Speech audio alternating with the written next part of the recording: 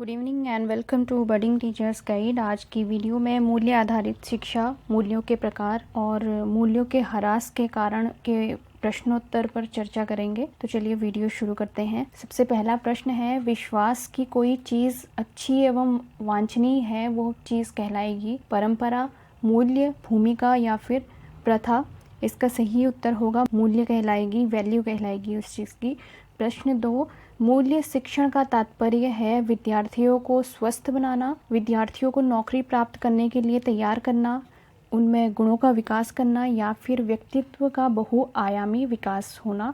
इसका सही उत्तर है डी। जो नॉर्मल एक लैंग्वेज है उसमें मूल्य प्रत्येक वस्तु जिसका महत्व होता है उसे हम मूल्य कहते हैं, जिसमें आपकी सत्य, ईमानदारी, अच्छाई इत्यादि ये गुण आते हैं। इंग्लिश में हम वैल्यू शब्द का इस्तेमाल करते हैं इसके लिए, और वैल्यू का उद्भव हुआ था वेलर शब्द से और जिसका अर्थ होता है to be worthy. Jack R Franklin के अनुसार मूल्य, आचार, सौंदर्य, कुशलता या महत्व के वे मानदंड हैं जिनका लोग समर्थन करते हैं, जिनके साथ वो जीते तथा जिन्हें वे कायम रखते हैं।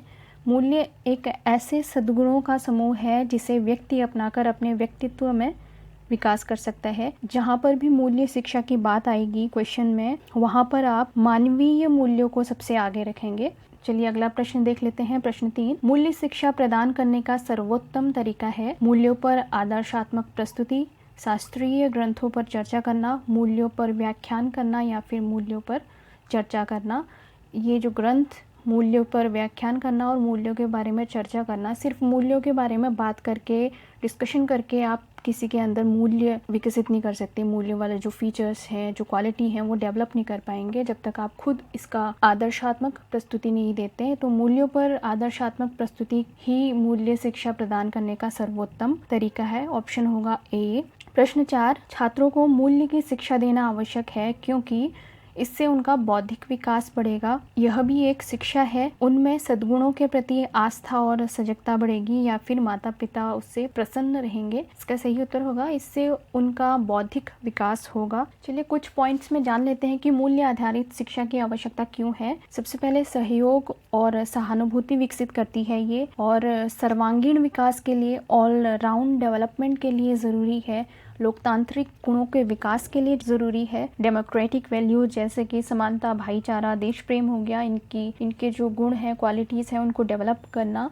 नैतिक गुणों का विकास, नम्रता, सच्चाई, ईमानदारी, बड़ों का सम्मान करना जैसे नैतिक गुण, इनका विकास करना, और सकारात्मक सामाजिक प्रवृत्तियों का विकास, पॉजिटिव सोशल टेंडेंसीज डेवलप करना, समाज में व्याप्त बुराइयां हैं, कुरीतियां हैं, उनसे बच्चों को अवगत कराना और उनको इस योग्य बनाना कि वो इन बुराइयों के खिलाफ अपनी आवाज़ उठा सकें। तो इसलिए भी मूल्य आधारित शिक्षा की आवश्यकता हमारे एजुकेशन में ज़रूरी है बच्चों को देना। प्रश्न 5, मूल्य शिक्षा के उद्देश्य क्या हैं? मौलिक गुणों का विकास करना, आध्यात्मिक विकास, सामाजिक विकास या फिर ये सभी जितने भी पॉइंट्स यहाँ पर दिए हैं ये सभी मूल्य शिक्षा के उद्देश्य हैं। सही उत्तर इसका डी होगा। प्रश्न 6, मूल्य शिक्षा के कितने प्रकार हैं? 5, 3, 2 या फिर 6। सही उत्तर होगा सी, 2 प्रकार हैं इसके। कौन सा? प्रश्न 7, कौन सा एक सामाजिक मूल्य है? बड़ों का आदर करना, ईमानदारी, कानून या फिर कोई नहीं। सही उत्तर होगा बी, ईमानदारी एक सामाजिक मूल्य है। मूल्य शिक्षा का प्रश्न आया था कितने प्रकार के हैं, तो मूल्य शिक्षा के 2 प्रकार हैं। एक व्यक्तिगत मूल्य होता है, एक सामूहिक मूल्य होता है। व्यक्तिगत मूल्य जिसमें ईमानदारी, सत्यता, वफादारी और सम्मान जैसे मानवीय मूल्य आ जाते हैं, और सामूहिक मूल्य में सामुदायिक एकजुटता, समानता, न्याय इत्यादि आ जाते हैं। प्रश्न 8, व्यक्तिक मूल्य का उदाहरण क्या है? कृतज्ञता, अनुशासन, सहानुभूति या फिर ये सभी। व्यक्तिगत मूल्य में, व्यक्तिक मूल्य में ये सभी आ जाते हैं, तो इसका सही उत्तर होगा डी, ये सभी इसके उदाहरण हैं। 9, एनसीईआरटी ने किस वर्ष मूल्य संबंधी पुस्तक का संपादन किया था? एनसीईआरटी ने वैल्यूज को लेकर एक पुस्तक संपादित की थी, तो उसका संपादन कब किया गया था? 1970 में इसका संपादन किया गया था। एनसीईआरटी ने बताया है कि टोटल 83 हमारे सोशल, मोरल और स्पिरिचुअल वैल्यूज़ होते हैं एजुकेशन में, उन्होंने कैटेगरीज के अकॉर्डिंग बताएं। गांधी जी ने कितने मूल्यों पर जोर दिया है? 10, 11, 12 या फिर 15? सही उत्तर है इसका बी 11। अगला प्रश्न है, नैतिक मूल्यों का प्रभावी रूप से विकास किया जा सकता है यदि अध्यापक, जो नैतिक मूल्य है अगर आप उनको प्रभावी रूप से विकसित करना चाहते हैं अपने बच्चों में, तो उसके लिए आपको उस पर स्वयं आचरण करना पड़ेगा। जैसा टीचर होगा वैसा ही उसका स्टूडेंट होगा। अगला प्रश्न है, हमारे संविधान में मूल्य संबंधित प्रावधान है? समानता का, न्याय, स्वतंत्रता या फिर ये सभी? सही उत्तर होगा डी ये सभी। अगला प्रश्न, हमारे संविधान में मूल्य संबंधित कितने प्रावधान हैं? ऑप्शन 7, 4, 6 या फिर 8? सही उत्तर इसका होगा 6, सी 6। आपके विचार से शिक्षा में हो रहे ह्रास को रोकने के लिए आवश्यक है विद्यालय में पुलिस की व्यवस्था की जाए